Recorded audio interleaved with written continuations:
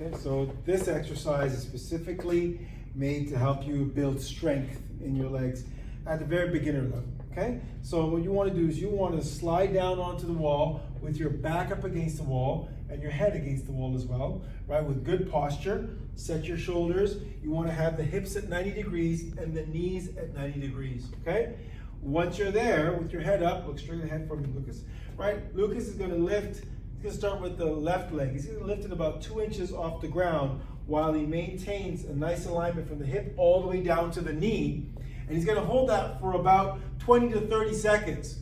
At that point, he's then going to bring this foot back down after about 20 to 30 seconds and then switch and alternate. Now the tension will be on this leg. You should feel the tension mostly right here in the quadricep muscle, okay? Keep your core engaged, keep your head up, right, and back against the wall. And he's going to keep switching about 3 or 4 times, and then that'll be the extent of that exercise. Come on up.